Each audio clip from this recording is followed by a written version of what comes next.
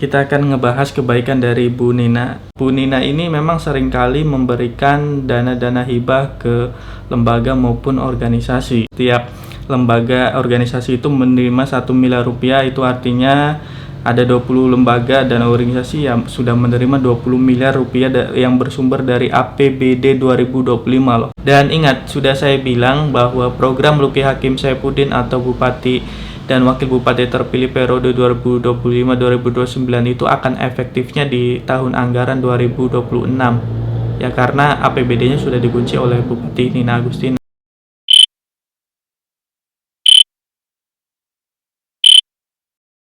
Halo orangnya semua, dimanapun kalian berada, selamat datang kembali di konten Opini Reang. Dan jangan lupa untuk like, comment, and subscribe jika kalian suka di video-video saya. Oke, hari ini saya akan bicara kembali lagi mengenai Bupati Indramayu Nina Agustina. Jadi di video-video sebelumnya ya, Bupati Nina itu menjadi perbincangan kembali karena dia itu merasa kecewa dan bahkan mengatakan bahwa kalau merujuk SK pengangkatan sebagai Bupati terpilih 2020, SK dia itu sampai tahun 2026, dan dia juga mengatakan bahwa niatnya hanya ingin bekerja. Tapi kita nggak akan bahas itu lagi, kita akan ngebahas kebaikan dari Bu Nina.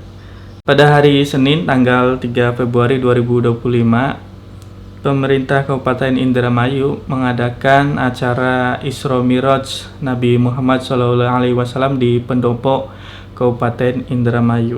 Di dalam acara tersebut, Bu Nina menyalurkan juga dana hibah ke 20 lembaga dan organisasi yang ada di Kabupaten Indramayu.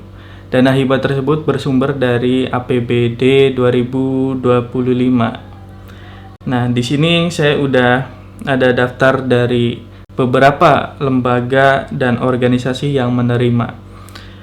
Yang pertama yaitu ada Kodim 0616, yang kedua Polres Indramayu, kemudian Basnas, MUI Kabupaten Indramayu, PCNU, Kuarcap, FKDT, PKK, KONI, serta lembaga organisasi keagamaan dan sosial lainnya. Jadi dalam keterangan resmi dari pemerintah daerah itu tidak dijelaskan ke semua organisasi yang menerima dana hibah ya sebesar berapa juga kita nggak tahu karena tidak disebutkan di sini. Dan seperti yang kita ketahui pada sebelum-sebelumnya, Bu Nina ini memang seringkali memberikan dana-dana hibah ke lembaga maupun organisasi ataupun kampus. Pada tahun 2021 saja Bupati Nina itu memberikan 4 miliar rupiah kepada Universitas Wiralaudra bersumber dari APBD 2021. Kemudian di catatan saya juga ada RS Bayangkara yang tidak jauh dari rumahnya itu mendapatkan juga hibah sebesar 4 miliar rupiah pada tahun 2023. Dan sekarang, dan pada tahun 2024 pada masa tenang, setidaknya yang saya ketahui, Majelis Ulama Kabupaten Indramayu itu menerima hibah sebesar 100 juta rupiah. Dan belum lagi insentif untuk guru-guru PAUD yang diberikan satu hari menjelang pemilihan Bupati Indramayu pada Pilkada Serentak 2024, yang menjadi pertanyaan kita dan banyak orang kenapa diberikan H-1 sebelum pemilihan Bupati Indramayu. Nah, kita balik lagi ke persoalan ini. Nah, jadi kurang baik apa menurut kalian Bupati Indramayu ini memberikan dana hibah ke lembaga maupun organisasi-organisasi? Ya, yang saya ketahui aja sudah banyak seperti itu.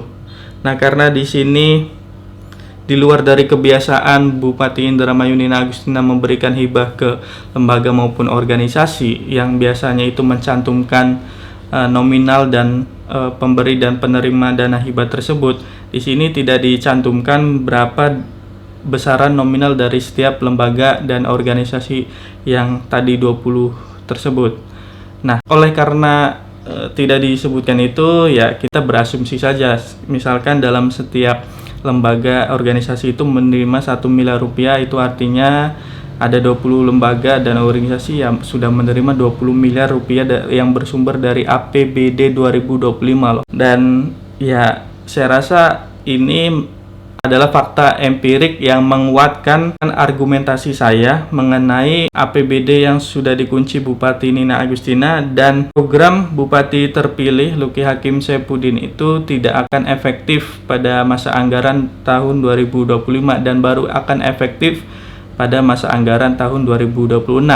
Sehingga tagline berberes dermayu wong reyang itu ataupun sesuai dengan visi misi dari Luki Hakim Saifuddin itu baru bisa efektif dilaksanakan pada masa anggaran 2026. Ya, karena APBD 2025 dan sebelum Bupati Indramayu lengser ataupun turun dari tahtanya, APBD 2025 mulai dikucur-kucurkan ke lembaga-lembaga, dan ini yang baru kita tahu dan sudah dipublik oleh pemerintah daerah itu sendiri. Oke. Secara kebiasaan Bupati Nina Agustina tidak biasanya memberikan dana hibah itu tidak memberikan nominal, hanya mencantumkan pemberi dan penerima dan bersumber dari mana anggaran tersebut. Nah, itu dari kebiasaan. Kalau secara prinsip tata kelola pemerintahan daerah yang baik, itu berarti Bupati Nina Agustina setidaknya melanggar prinsip-prinsip yang pertama transparansi, yang kedua akuntabilitas. Nah, kedua hal ini kan mencerminkan pemerintahan yang baik.